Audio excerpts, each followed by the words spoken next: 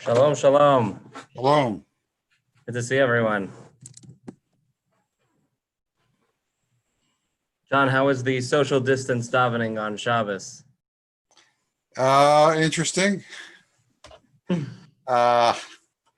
had some good points and bad points. The good points we got to see each other.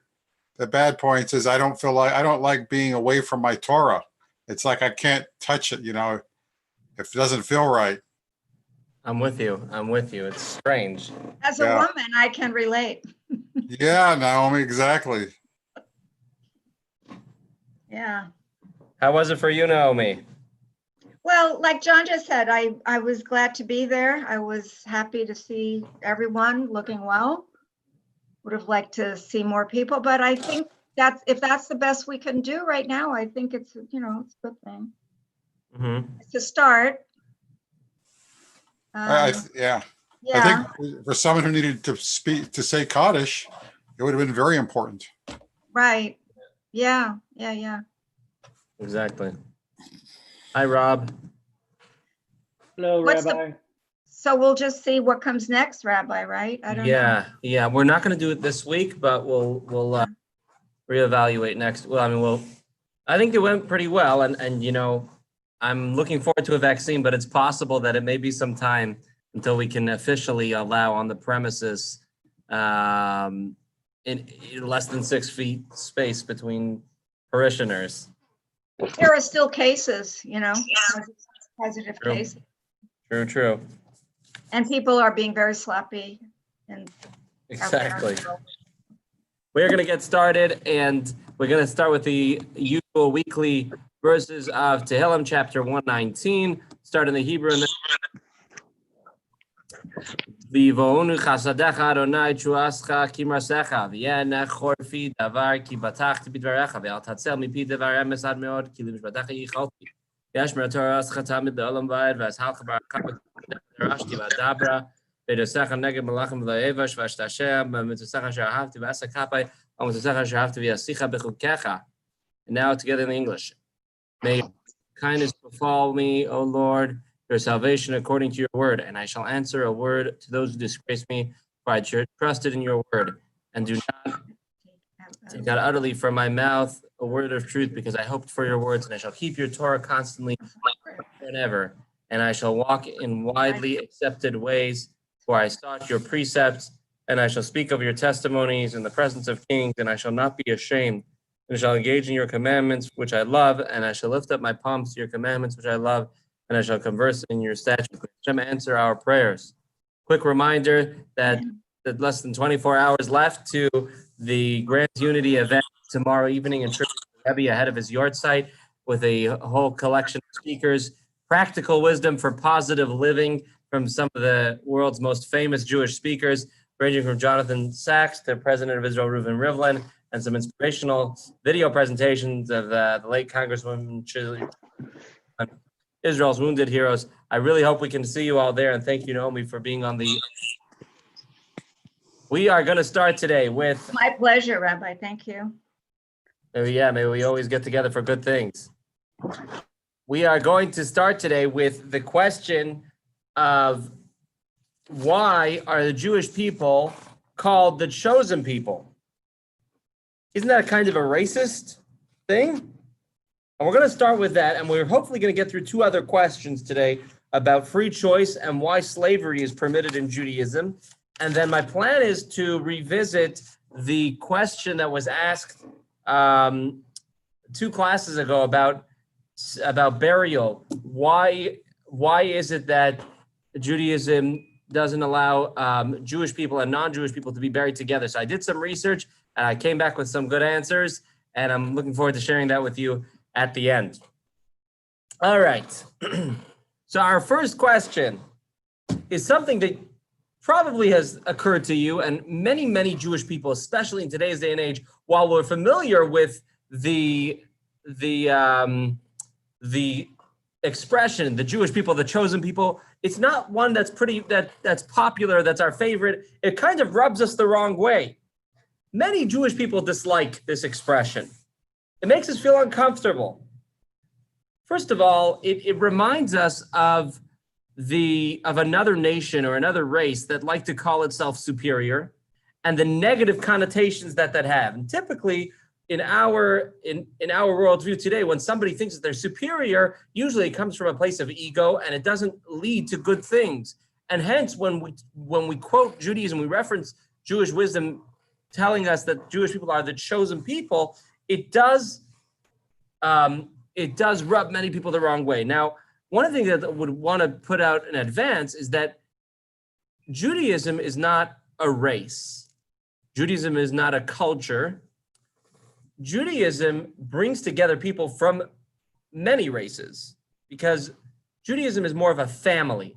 And there are people from across the world, from different cultures, to be brought. You have Sephardim, you have Ashkenazim, you have many nationalities, and it's not that which is what we're referring to when we say the chosen people. It's not that, the Ashkenazi Jews are chosen, even though we've had our fair share of bickering with the Sephardi Jews. The idea of being chosen comes from the Torah, and it's not about physical features. Still, even if that being said, that doesn't really answer the question, because ultimately it feels kind of chauvinistic to use that expression, especially in the year 2020.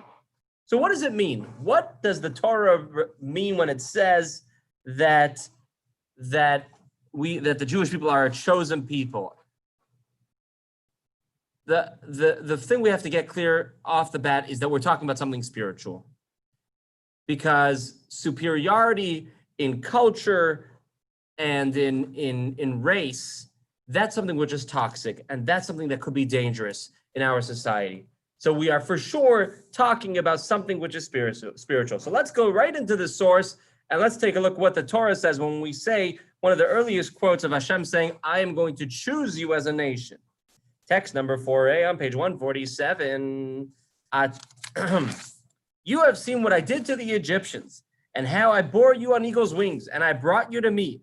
And now if you obey me and keep my covenant, you shall be to me a treasure out of all people, for mine is the entire earth. And you shall be to me a kingdom of princes and a holy nation. So some pretty explicit text from the Torah saying that Hashem is going to take us as a chosen people, that we're going to be, so to speak, like princes. Brings up the images of royalty, ruling over others. So we're going to go to a commentary of the Mishnah, which tells us what do these words mean. This is the classic commentary of the Mishnah, the Seforno, text number 4c, page 148, if you've got the book in front of you. And you shall be to me a kingdom of princes. You shall be a treasure for me, in the sense that you will be a kingdom of priests to guide and teach the entire human race to invoke God's name and to worship him shoulder to shoulder. What we're talking about here, when we say that Ata v'chartanu mikol ha'amim, that Hashem has chosen you, chosen is not just something we can feel good about and therefore go on vacation more often or allow us to have an inflated ego. Being chosen is being chosen to serve, being chosen to lead, it's a call for leadership. Hashem says that I've created a very diverse world. This world is very much like a body, as we discussed at length last week when we talked about conversion. And there is 7 guidelines for all of humanity, which are very broad, but Jewish people have many more guidelines, 613 mitzvot. And you have the obligation not just to live in an insular way, but actually to be a leader and to create an atmosphere of a higher way of living around you. So when the Torah says that Jewish people are a chosen nation, it's not something which is coming from a negative place, as we usually associate superiority or supremacy amongst races or nationalities that like to gloat about certain features or certain qualities that they have. The Torah is not talking about being chosen in any way that could lead to that kind of thing. On the contrary, if one were to think seriously about what does it mean to be chosen, the commentary in the Mishnah tells us to teach, chosen to serve. If what you're chosen for is about serving, that should only lead you to be more humble. because teaching is something that means taking seriously what Judaism has to offer. And Judaism says one of the most important values is to recognize how everything in this world is not your own, but actually comes from Hashem. It's Hashem's blessing. And if you are going to be a teacher, you're going to have to recognize that, embrace that, and embody that. So if anybody is proud of being the chosen people, it shouldn't lead to ego. It shouldn't lead to negative things, causing division and divisiveness, as we see in other cases of groups of people considering themselves superior to others. The worst example being the one that took 6 million of ours in Europe not so long ago, that the feeling of superiority led to just widespread bloodshed. When we say the expression chosen people, we mean that we have a mission to lead, to share, to give light and joy and education and morals and ethics to others. This was not lost on some great American people. For example, John Adams, text number 5A. I'm not going to get too involved in what he says. It's not the most pleasant thing to read, but you can see this message that's going through it. In spite of Bolingbroke, I think that's how you pronounce it, and Voltaire, I will insist, which are notable anti-Semites, I will insist that the Hebrews have done more to civilize man than any other nation. If I were an atheist and believed in blind eternal faith, I should still believe that chance had ordered the Jews to be the most essential instrument for civilizing the nations. If I were an atheist to the other sect who believed or pretended to believe that all is ordered by chance, I would believe that chance has ordered the Jews to preserve and propagate to all mankind the doctrine of a supreme, intelligent, wise, almighty sovereign of the universe, which I believe to be the great essential principle of all morality and consequently of all of civilization. I cannot say that I love the Jews very much neither, nor the French, nor the English, nor the Romans, nor the Greeks. We must love all nations as well as we can, but it is very hard to love most of them. In other words, what he's saying is that Judaism brought many gifts. And we spoke about it in our previous JLI course, Judaism's gifts to the world, that Judaism brought the idea of every human being being essential to this world, every human being being created in the divine image, the equality between people. Judaism brought that gift to the world. So if we are getting rubbed the wrong way about the chosen nation, it just means we're not understanding what those words mean. To be chosen doesn't mean that we get to have parades and just be proud and egotistical about ourselves. The moment we internalize being a chosen nation, it means, what am I going to do to help my community? What am I going to do to help others around us? I want to read this text from Paul Johnson, who wrote the book History of the Jews, which you may have read. It's on page 150. One way of summing up 4,000 years of Jewish history is to ask ourselves, what would have happened to the human race if Abraham had not been a man of great sagacity? In other words, he was very smart. If he had stayed in Ur and kept his higher notions to himself, and no specific Jewish people had come into being, certainly the world without the Jews would have been a radically different place. All the great conceptual discoveries of the intellect seem obvious and inescapable once they have been revealed, but it requires a special genius to formulate them for the first time. The Jew has this gift. To them we owe the idea of equality before the law, both divine and human, of the sanctity of life and the dignity of the human person, of the individual conscience and so of personal redemption, of the collective conscience and so of social responsibility, of peace as an abstract ideal and love as the foundation of justice, and many other items which constitute the basic moral furniture of the human mind. Without the Jews, it might have been a much emptier place. So I think the first response for us has to be, what does it mean when we say that the Jewish people are a chosen nation? First of all, we have to understand, before dealing with those words and the negative way it rubs us in today's day and age. But let's first of all, what does it mean? What does Hashem mean when he says, Ata bechartani, you have been chosen? Hashem has chosen you with the responsibility to be a light unto others. And if you are to internalize that, that should make you more humble, not more egotistical. That should make you more ready to serve. It means that when we have time off, we're not thinking about how can I gloat further, but what can I do to make a difference positively for others? Now, some people, just two closing thoughts, some people still don't like that expression. And it just, I think, thinking about what this represents can help us get more comfortable. Not that we have to be using this term at all, but when we read it in the liturgy and we see the term of being chosen by Hashem, remember what it connotes. And also, I think it does us a disservice to deny the title, to deny, I don't believe in the fact that we're the chosen people. They tell a joke of a guy. It's not a joke; it's a real story. There's this great teacher. His name is Rabbi Manis Friedman, and Rabbi Manis Friedman says a student once approached him after a lecture and asked him, what happens in hell? And they're talking back and forth, and he says, and the guy says, I'm not sure I believe in hell. So Rabbi Friedman said, what does your teacher say? What does your rabbi say? What does your rabbi say when you were growing up? Yeah, I went to Hebrew school. I'm sure this question came up. He said, my rabbi told me that there is no such thing as hell in Judaism. Judaism, we don't believe in hell. So, but I'm worried, what if there is hell? I want to be prepared for what to do when I get there. In other words, in the end of the day, Jewish wisdom is telling us that there is a title that you have to be chosen. The chosen is not about bragging rights. It's about the responsibility to serve. We cannot just live an insular life.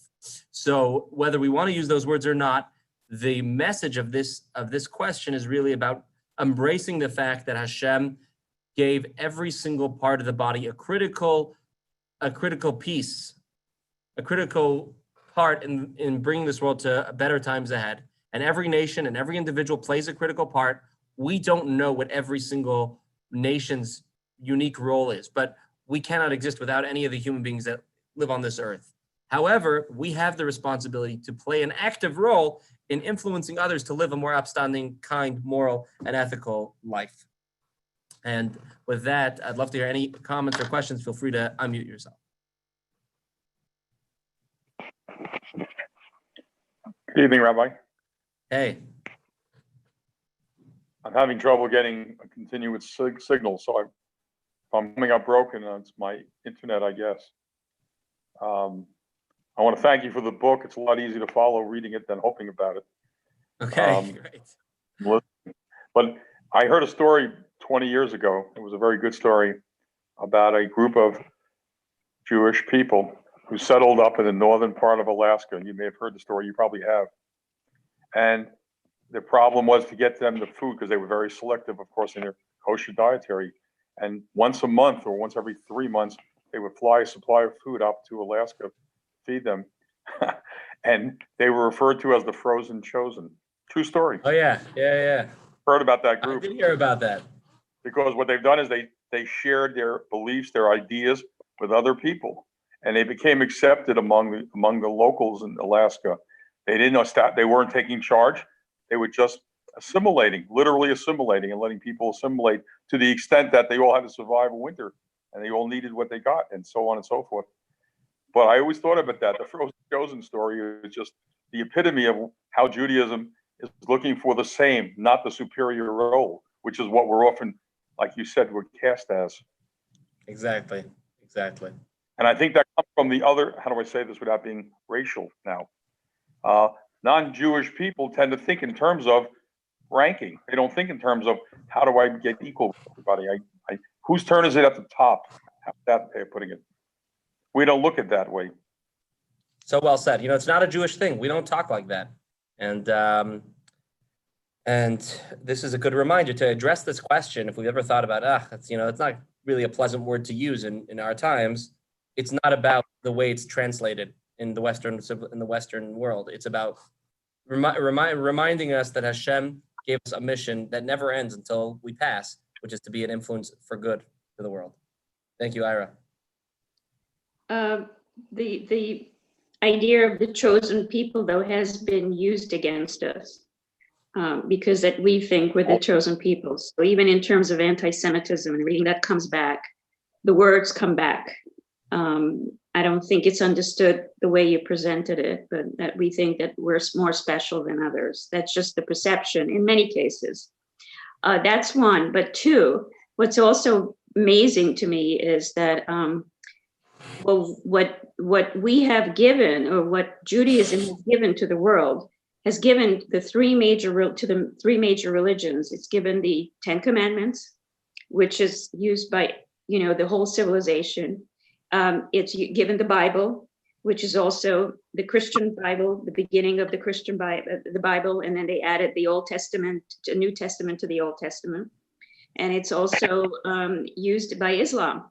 So, it's the basis of Abraham, which is our father, the first person who brought in the one God. Now it's used by all of them. They refer to, so Judaism has been the foundation for the three largest religions. And that's an example. So that really puts us into that category, maybe chosen, or just an example and giving a great foundation to all the others.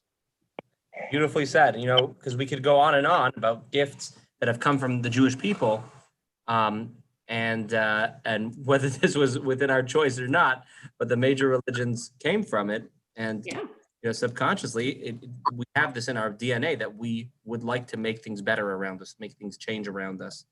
So it always happens that at the forefront of passionate grassroots movements and new initiatives, you'll find many a Jewish person, and it's a good thing. Hopefully we're always making the right choices about what causes we get involved in, but ultimately, it's a Jewish thing to be chosen to serve, which will only give us more humility. Thank you, Susan. This is a world of stolen narratives, though. That's our narrative, and it's been co-opted and used and subverted by the three great religions that Susan's just talking about, or the other great religions. Mm-hmm. No, we just have to get to the point where being the chosen people is not a bad thing. Exactly. So I think you're right, but what you're describing is not accepted in the rest of the world.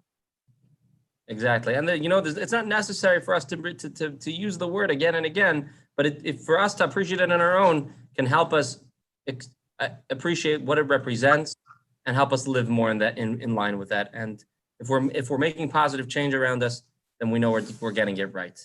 Yeah, as long as we know what we're doing. Exactly. All right, we are going to move on to next question. The next question is one that is, let's see. It's an age-old question. We've talked about it a time or two, and we are going to take at it again. It's the age-old question. How can it be that we have free choice? God always knew that we would choose. They tell this joke of sorts, but the guy who gets to heaven and he sees that there's two lines. One line says predestined, and the other one says free choice. And so he was somebody who always believed that everything was predetermined. So he gets into that line. So he works his way up to the line. Finally, the angel at the end of the line says to him, "Why are you in this line?" He says, "Well, I chose to be here." He says, "Oh, well, free choice is in the other line." So he waits in the other line, and he goes and goes and goes. The angel says, "Why are you in this line?" And he says, "Somebody sent me here." So, philosophers have agonized over this for millennia. What is the deal? Torah tells us there are two unidentical truths. There are two truths that stand in direct contradiction to each other, but Torah still teaches us that both of them are absolutely truth. So two unequivocal truths.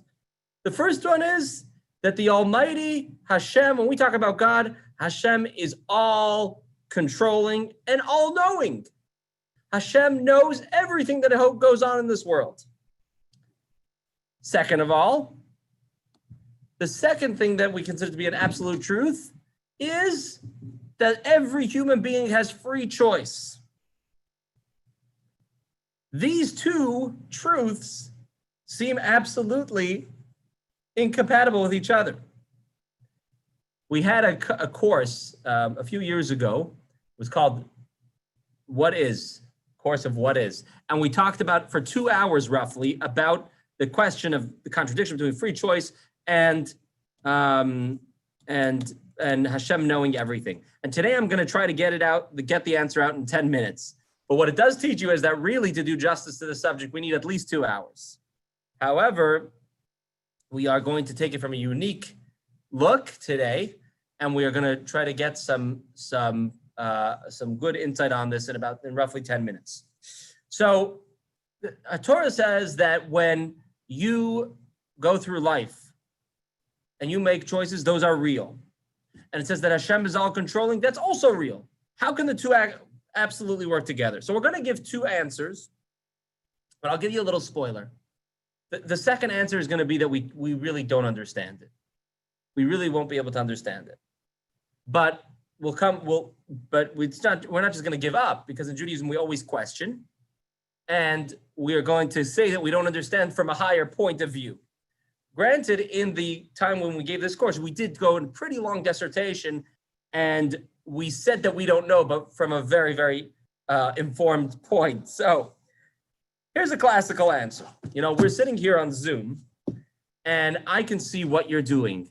I can see that one of you is, let's say, drinking coffee. Okay, no one's drinking coffee, but one of you is sitting behind a bookshelf. One is sitting at a computer. One is muting yourself, unmuting yourself. I can see what's going on.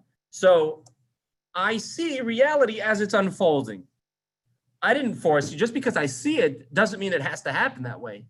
I can see it and I can be aware of it, but I'm not the one choosing. I see what you're doing, and it's happening exactly the way my eyes tell me. Now, Zoom, very interestingly, Zoom has 150 millisecond delay between when you do it and when I see it. Zoom, actually, why are they basically the what's called the most popular video conferencing service in today's day and age? Because they did the research and they found out that basically people, the difference between, for what us appears to be a smooth, uninterrupted stream, to being being slowed down and choppy, is 150 milliseconds. So if it's 150 millisecond delay, that's the maximum that we take. So they basically, in a Zoom broadcast, as long as you have a regular internet connection and nothing's going down, there's never going to be more than 150 millisecond delay. And a second, I think, is 1,000 milliseconds. So that tells you about the human mind. Now, when Hashem, Judaism teaches us that when Hashem views what's happening in this world, it's very much the same way. God views what's happening in this world. He is completely aware of what is taking place in this world. God is absolutely in tune with every single nuance and detail of this world, including what every human is doing, but he is not forcing us to do it. So just like I see you making the choice to sip a cup of coffee, Hashem sees us making that choice, whether we should sip the cup of coffee or not. But we are not influencing. That makes sense, okay, for the present and the past. But what about the future? How does it work with the future? If Hashem is all-knowing, he must know what's going on in the future. And if we have free choice, then how can he know what will happen in the future? What we're going to explain is that our issue is that we are limited. We are human beings, and we are constrained to the confines of time. And the way we exist is that we can only know what is happening in the past and the present. However, Hashem was the creator of time. So as impossible as it is for us to understand this, but the one who created time is not bound by the confines of time. So clearly the one who created time must stay able to stand outside of time. And what the classical answer to this contradiction, this philosophical checkmate, the classical answer to it is that Hashem looks at the future the same way we look at the present. Just like I see what you're doing, I see you moving back and forth in front of your camera, Hashem sees what happens in the future. You didn't yet choose it. How could it be that he knows if you didn't choose it? That's because you don't know what it means to look at the future. For some odd reason, it's only normal for you to be able to look at the present and the past. For that, you do consider normal. You think it's normal that you can be able to see what somebody else chooses in this instant. But Hashem stands outside of time. And he is all-knowing of everything that is going to happen within the framework of time.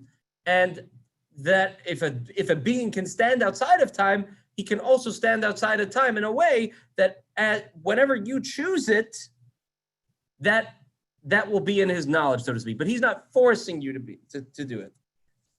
Let's take a look at the way it's written here in this text, and let's see if that gives us a little bit of a clear understanding of this idea. We're going to be on page 154, text number 8. God sees in the present what the future will be. He foreknows everything that will befall us until the day we die. From the beginning of time, he observes our inevitable demise and all of our choices during our lifetime. For he is not subject to the limitations of time. The lines between past and future are not drawn. Accordingly, our choices were not decreed by him, God forbid. Rather, he looks and sees what we will choose until our last day. So just like I can sit on a video conference with all of you right now, and I can see what you're doing in live time, Hashem can look into the future and he can look at it as a video of what will happen and sees what you are going to choose. And if you change your choices, he will be aware of what you changed, of whatever you decided. Rabbi Moshe Almosninu suggested the following parable. If I see Reuven running, although my knowledge of this fact is flawless, one cannot say that Reuven is forced to run due to my seeing and that knowing that he is running. Despite my knowledge, he is running by choice. Similarly, God's knowledge does not compel our choices. God's knowledge is knowledge of the present. There is no future for him because he transcends the confines of time. Our future is God's present. And just like our knowledge of the present does not affect people's choices, so too his knowledge always about the present does not affect our choices. The confusion that we have in this regard is rooted in the fact that we cannot fathom the notion of God knowing the future and the present, which in turn is due to our thinking of God's knowledge through the prism of our own limited knowledge. In other words, we take it for granted that it's normal that because I can see a video of something that happened yesterday, therefore it happened even though I didn't choose it. We take that as normal because that's the way we are as human beings. We can look at the past, we can see what happened even though we didn't choose to make it happen. We can look at the present and see what's happening, and we are not the ones choosing for what someone else is doing. I see what you're choosing to do right now in your seat, on your couch, in your desk. I can see that and know that it's happening, but I'm not the one making the choice. You are the one making the choice. For Hashem, the same thing applies for the future. He sees a live video reel for the future also of what human beings will choose, so to speak, and he knows what you're going to choose.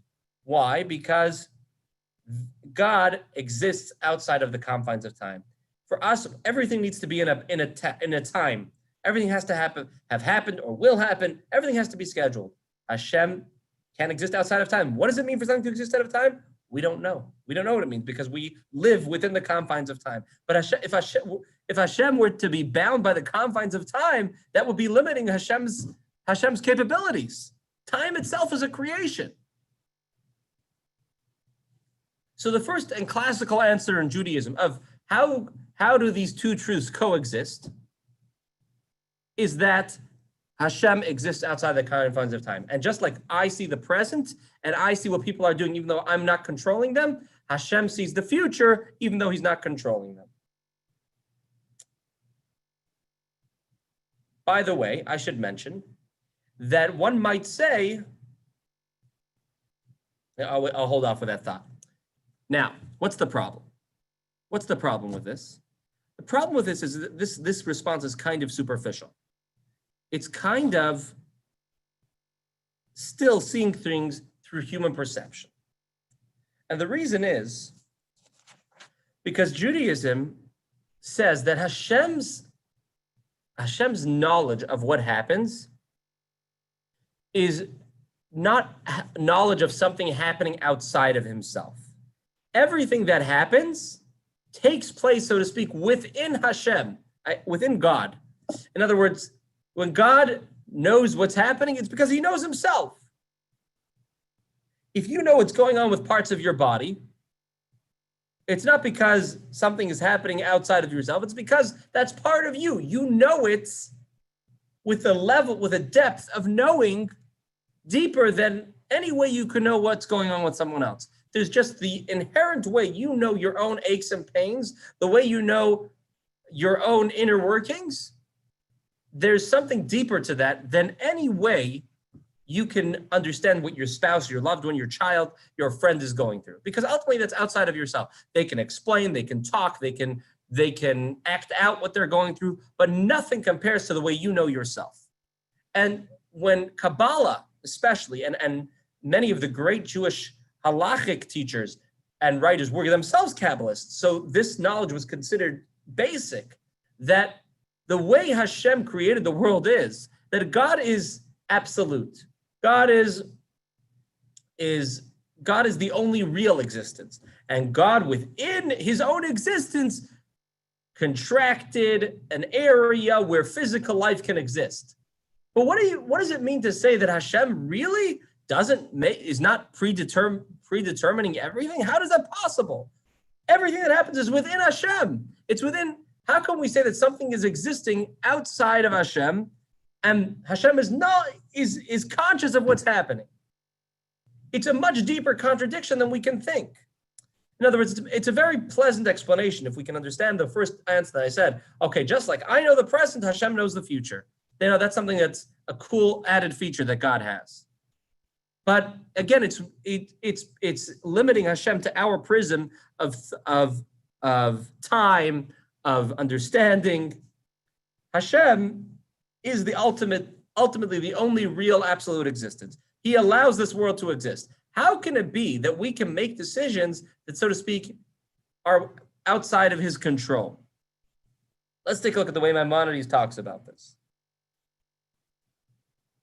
Know, this is text number 9, page 155. Know that the resolution to this question is longer than the earth and broader than the sea. Just as human knowledge cannot comprehend and conceive the Creator, as it states, no person will perceive me and live, we similarly cannot comprehend the nature of his knowledge.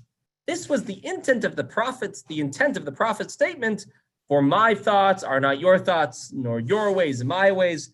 Accordingly, we do not have the potential to conceive how Hashem knows all the creations and their deeds. However, we know without any doubt that our actions are in our own hands and that God does not lead us in a particular direction, nor decree that we do a particular act. This matter is known not only as a tradition of faith, but also through clear philosophical proofs.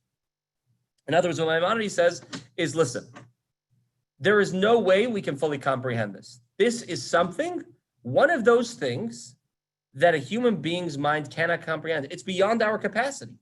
Humans are limited. As powerful as we are, and as gifted as Hashem has made us, no matter what we're endowed with, there are certain things that are going to be outside of our limits. And that's one of the beautiful things about Judaism. You can question anything. Everything is up to be questioned. There's no bad questions. However, there are certain things that Judaism says we will never understand, right? There's certain mitzvahs, like we've talked a few times in this course, no reason. We don't know the reason. We can try, we can suggest. And there are certain philosophical things that the Torah is going to tell you there are two absolute truths. In our case, two contradictory truths about one, free choice is absolute. God knowing everything is absolute. So how could it be that God is not controlling us?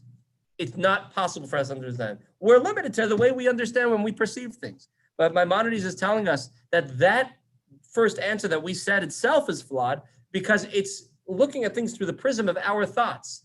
But Hashem's power and Hashem's wisdom is so much broader, so much greater. So it's one of those things that we cannot understand. Now, before I finish, and I'd love to hear comments from anyone, I just want to say, it shouldn't allow us to tell ourselves, maybe free choice isn't real. Maybe we don't really have choices. Everything is predestined. Or, things are just basically like statistics, like Hashem gives you certain natures and you're raised in a certain environment. Chances are you'll make these choices. Chances are you'll do this. That's not a Jewish ideal. Judaism really does say it as unequivocal as we've said. And Maimonides says that philosophers say this from the point of view of philosophy. But Judaism says it as an absolute fundamental faith that your actions are in your control, and that's why we're held responsible for them. We have the power to make this world better because we have free choice. We are not robots. Our lives are not predetermined. We control our destiny. That's a truth. And Hashem's control over this world is an absolute truth in Judaism. So there we go. We gave a little bit of an answer. Maybe you can soothe us a little bit. Ultimately, it's one of those things. It's a paradox that is going to stand above our ability to fully comprehend.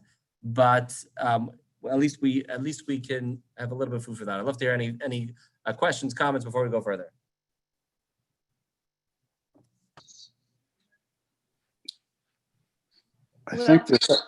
Okay, go ahead.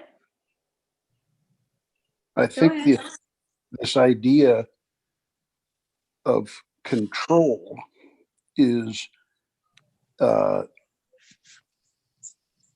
idea within the limitation of our mental capacity. And so when we say he who is everything is in control, it's tautological. And we suffer the illusion of separateness under which we live simply because our brains can't comprehend Ein Sof. The computer isn't sufficient for that. Exactly. It's as John so poignantly said, that we are just not wired that way. We don't have the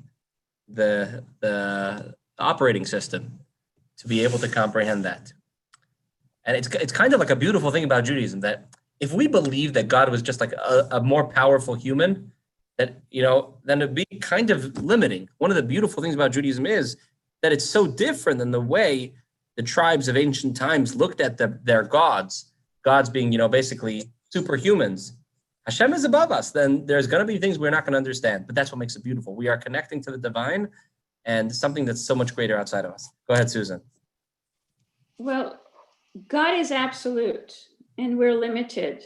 So, I see that God created the universe. So he's the creator, and whatever he created then moves and has its own, the sun comes up and the sun sets and the moon, he's kind of set it up. And within that we're limited and we follow this kind of linear timeline because that's the way we think. And that's the way nature is and so on. You kind of watch it. But if God is the creator of the universe, there is no past, present, and future. There just is. So Exactly. With all of this description, the idea, which I know the civilizations have gone through this, of what's free will and is there such a thing as free will and so on, and are we controlled? But if this whole thing has been a creation, then within that, beings like us, for instance, we do have a kind of free will, but it's small within this huge, big picture of the universe. So from our perspective, I see that we do have our own little free will, but it's small, it's tiny, and it fits into this very, very huge universal scheme.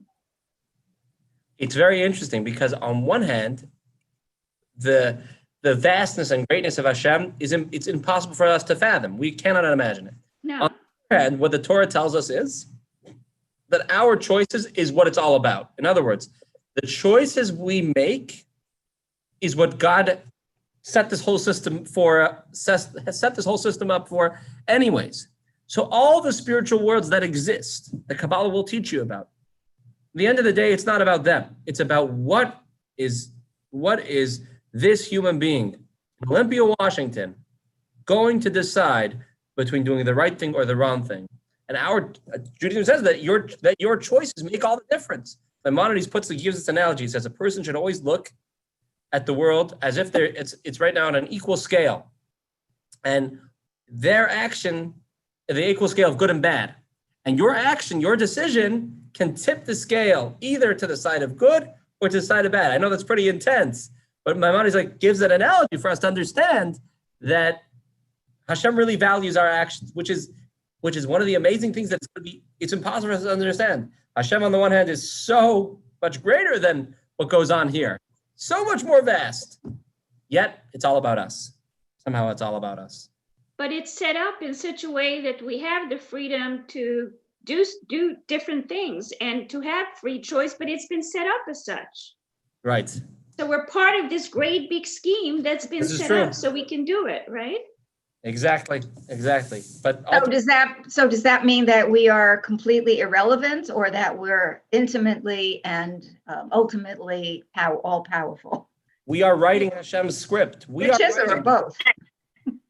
We are creating what Hashem's script is, what the future is going to be. We are the creators. We are the writers. Go ahead, Ira. Question. Yes. This is to everybody. Have you never, think about the times in your life, have you never, for some reason, at some point in time in your life, changed your mind and did something you wouldn't have done, and think, I got a feeling, whatever phrase you'd like to use? And I always thought of that as divine intervention.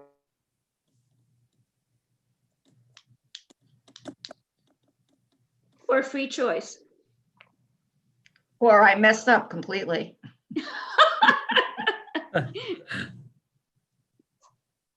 I call it Jewish guilt.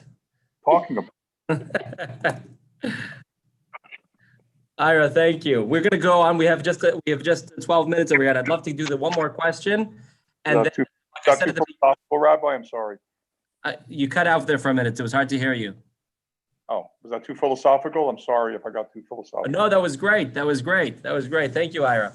I was just going to say, no, well, let's go to the last question. And then, as I mentioned at the beginning, we're going to address something that was asked 2 weeks ago about why Judaism instructs us to bury Jewish people and non-Jewish people separately at the end. So everyone's welcome to stay on past 8:30 to hear that. And then we'll schmooze and we'll I'd love to hear any further comments and questions. All right, this is a loaded question because this is really timely. Why does the Torah permit slavery? The world is right now recognizing and dealing with a troubling phenomena of slavery that took place in this very country in the last few hundred years, and the ramifications that has had. It's so troubling for us to look at the Torah, which tells us all about Yetziat Mitzrayim. Hashem took you out from being slaves to Egypt. The Torah, which teaches us that every human being is created in the divine image, and every human being is inherently equal, inherently divinely critical. The Torah, which teaches us to respect human dignity. The Torah, which tells us that there's no such punishment as prison because every human being has a mission in this world. So all roads lead to the abolishment of slavery. And the original abolitionists, I think that's how you say it, they were motivated by many of the things that were said in the Torah. The verses from Isaiah to release the captives and to release prisoners from captivity, to proclaim freedom for all slaves. I mean, there's so many quotes from the Torah which are all about freedom.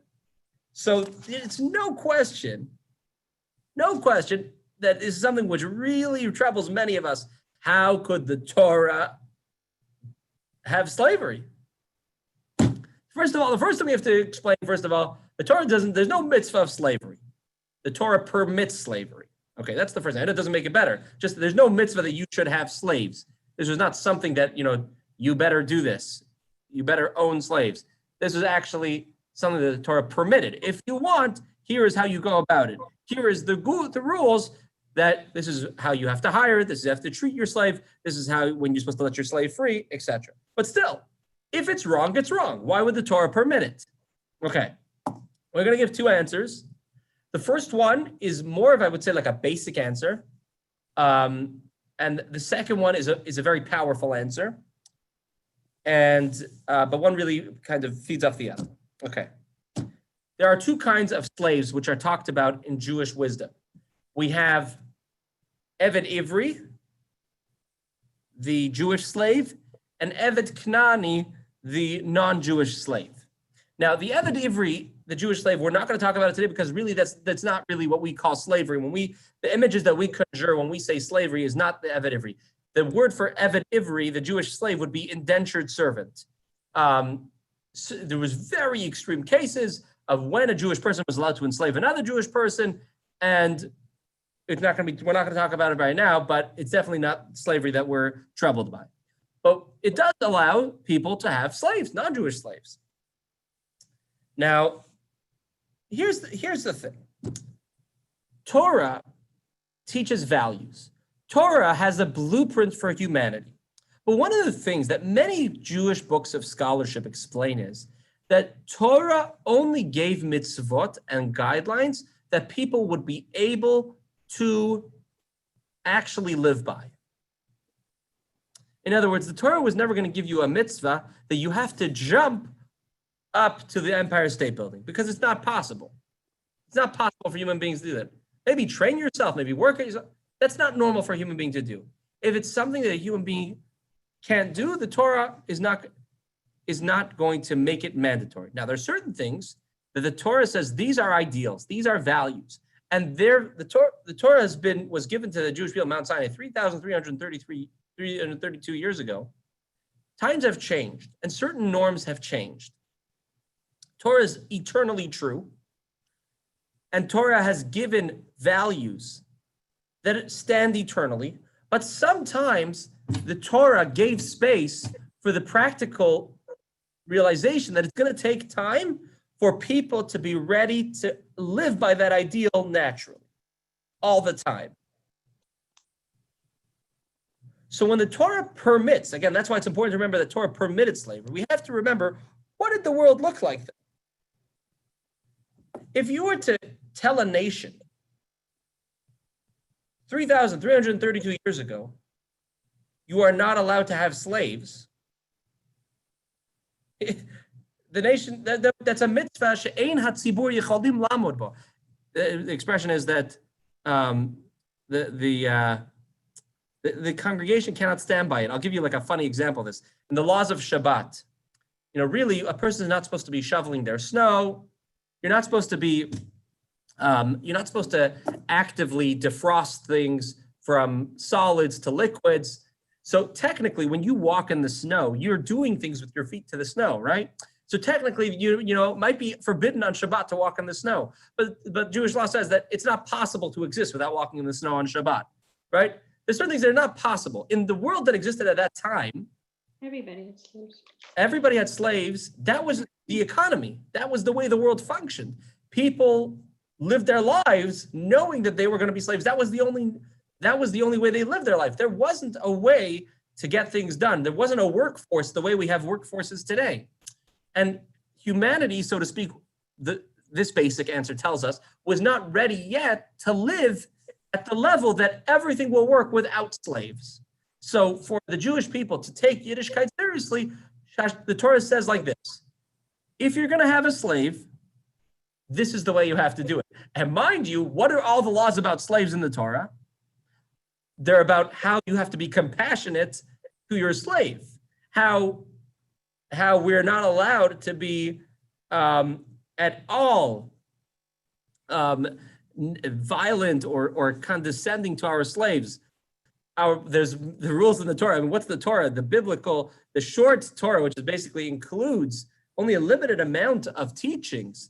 It spends great lengths telling us how the slave needs to have the same kind of bed that the master has. They need to have, the family needs to be taken care of, etc., etc. So the basic answer of why does the Torah talk about slavery is because there was a good 1,000 years where the world did not function without slaves, really more than that. But to say that basically you can't have slaves was saying like that there's not going to be an economy, there's not going to be a way to provide for yourselves, and the world was not ready to function, to recognize how they could move forward without having slaves. So if there's slaves, this is the way you have to do it. And anybody who would like is welcome to write questions in the chat. And good luck. As soon as we finish going through the second answer, we'll open up the discussions, like I said. Okay, now the second answer is like this. We have to give some perspective. When are you allowed to have slaves? When are you allowed to have a non-Jewish slave? First of all, you're not allowed by Jewish law to make a new slave. You're only allowed to buy a slave that was already a slave on the market, so to speak. The way it worked, even though there was no UN, there was no United Nations, there was no international trade laws, but there was kind of this, the way the Jewish wisdom that we have back from that time teaches us that there was basically these, once a person was stamped as a slave, you were a slave. You couldn't free yourself. By the way, the only real path to freedom you had on a regular basis was by being a slave to Jewish people. So you're not allowed, according to Jewish law, to make a new slave. You can only buy a slave that has been a slave to someone else. To a non-Jewish person, you can buy slaves from the non-Jews, but you cannot, as a Jewish person, go into a city and take them as slaves, the way other nations would do. First of all. Second of all, you can only sell your slaves to another Jew. You're only allowed to sell slaves to another Jew. If, this is illegal, but if you did sell your slave to a non-Jew, what does the Torah tell us? You have to go, the Beth Din is going to force you to go and buy back your slave from the non-Jewish person you bought them from, that you sold them to, I'm sorry, and you have to pay up to 10 times the price, so to speak, of the market value of the slave in order to bring the slave back. Because it is forbidden. Oh, and by the way, once you buy him back, you have to set him free. You have to set him free because it's such a travesty that you should allow a slave to go back to non-Jewish owners. Why is this? Because this is very important to know about what is Judaism doing when it comes to slavery.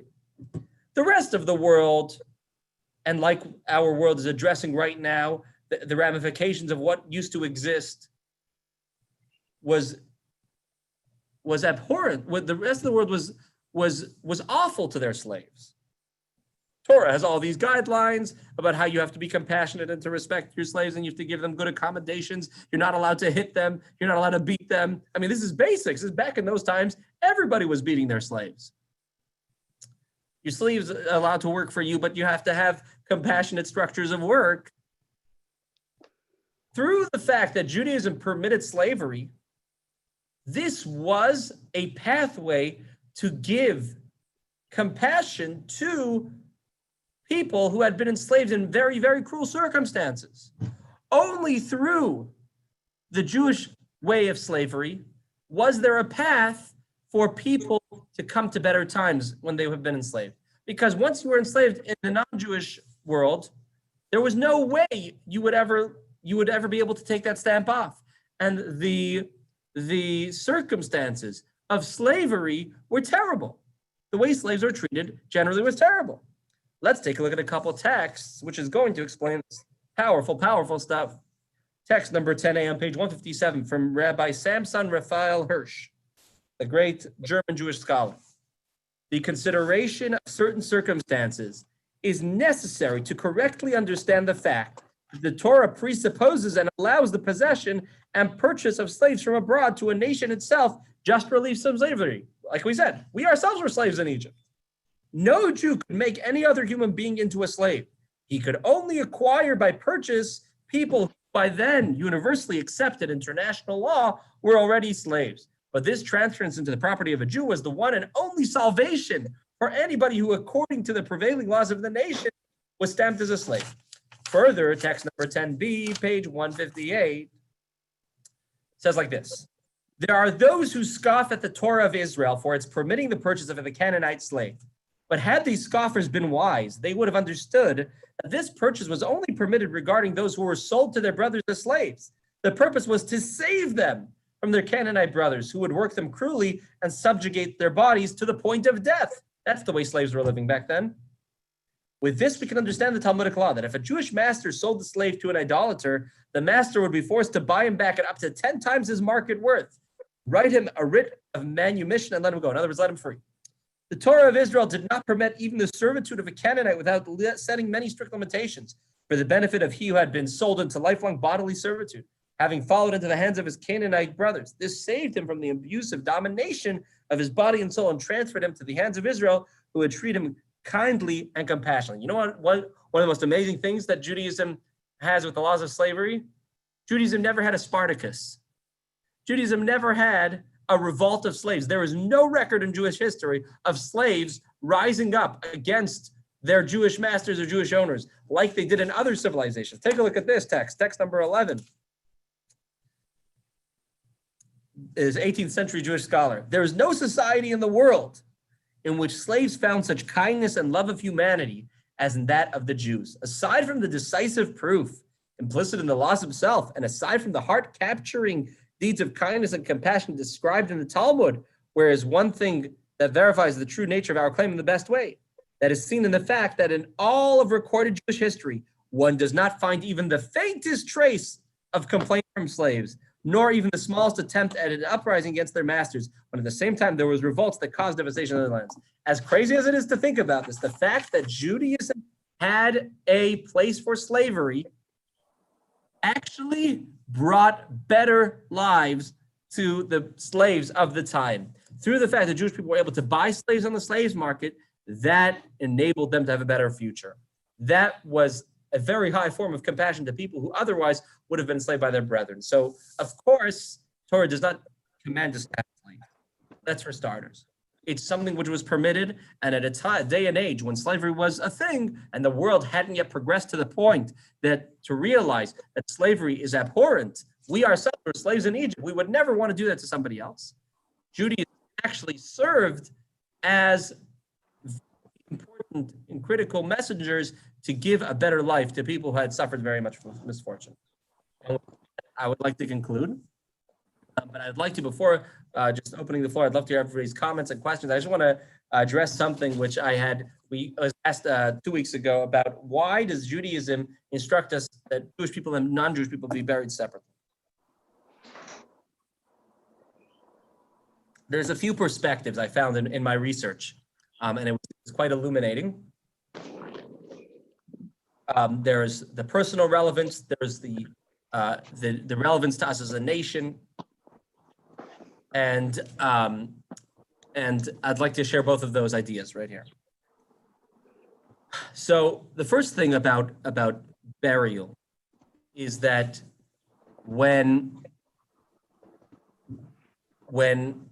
we have Jewish cemeteries, we have the preservation of a legacy of a shared mission of survival, a story that is told, that exists, so to speak, forever.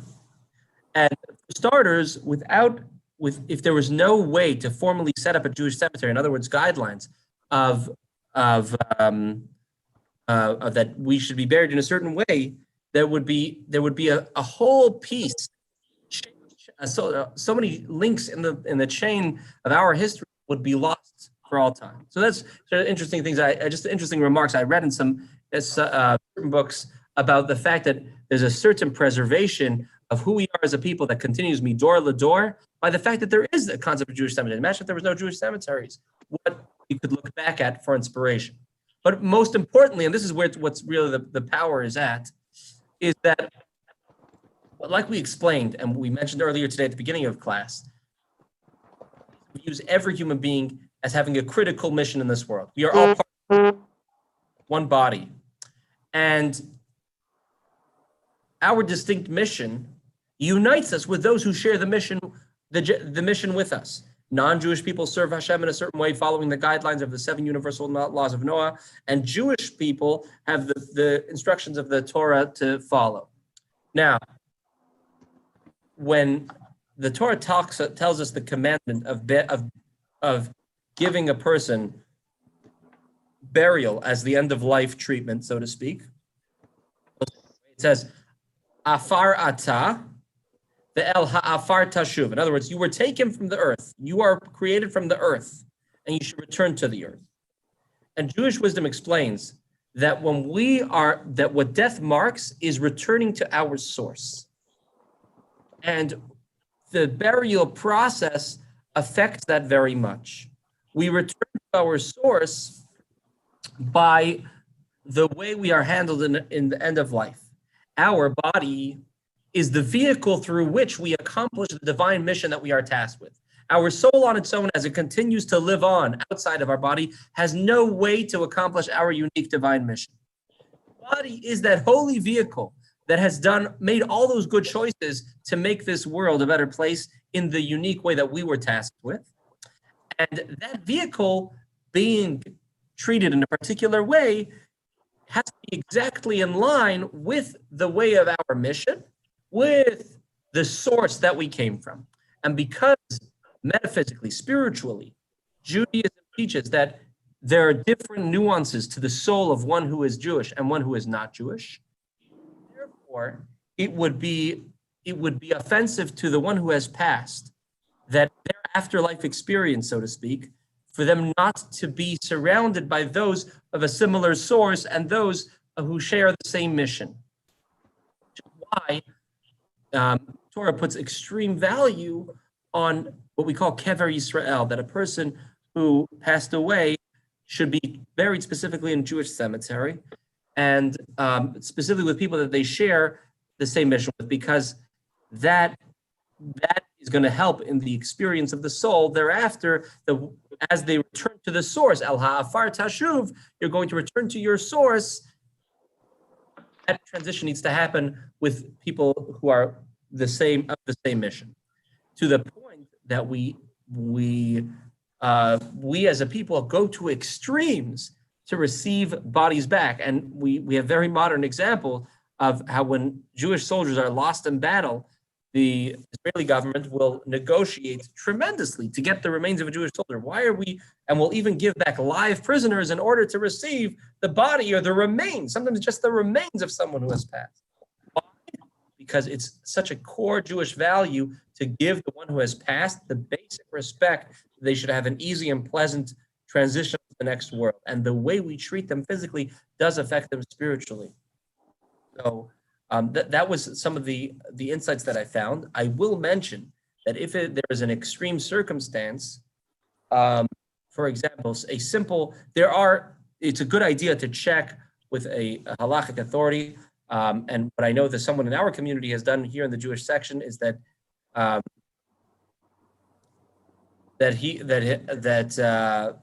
he was buried on in the Jewish cemetery, and which in Tumwater, there's a non-Jewish section right outside of it.